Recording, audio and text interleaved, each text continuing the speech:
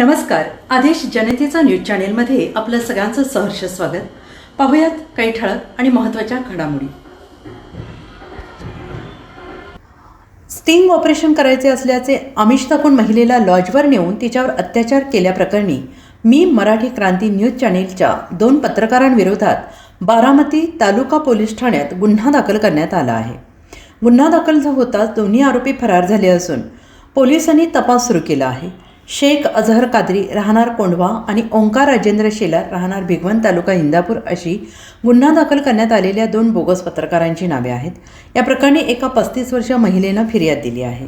ही घटना 3 ऑक्टोबरला रात्री घडल्याचं फिर्यादीत नमूद केलेलं आहे. गुरुवारी म्हणजे 27 नोव्हेंबरला याबाबतची फिर्याद दाखल केली आहे.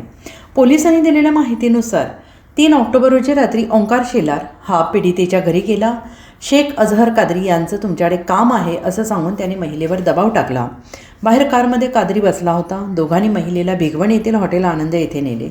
तेथे फिरोज पठाण याला देखील बोलावून घेतले. जेवणादरम्यान स्टिंग ऑपरेशन करायचं आहे असं सांगून महिलेला तयार केले.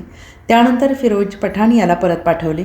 त्यानंतर तिघे भिगवण बारामती रोडवरील MIDC परिसरातील VIP लॉज येथे गेले.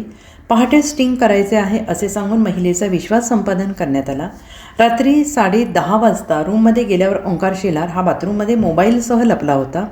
त्यावेळी शेख अझहर कादरी यांनी महिलेला माझे टोळ्यांशी संबंध आहेत, तुला कुठे पोचवेन कळणार पण नाही अशी धमकी देत तिचे कपडे जबरदस्तीने काढले. तिच्यावर अत्याचार केला. संपूर्ण प्रकार ओंकार शेलार मोबाईलवर शूट करत होता. त्यानंतर शेलार याने महिलेवर अत्याचार केल्याचं फिर्यादीत म्हटलेलं आहे.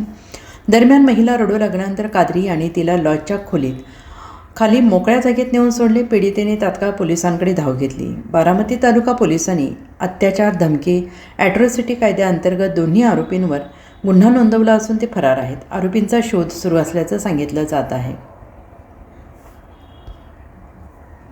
सरकार का आदेश, अदालत का आदेश और साथ ही आदेश जनते का अन्याय, अत्याचार और भ्रष्टाचार के खिलाफ एक बुलंद आवाज. आदेश जनते का अखबार और न्यूज चैनल देखना न भूलें. लाइक, शेयर और सब्सक्राइब करें.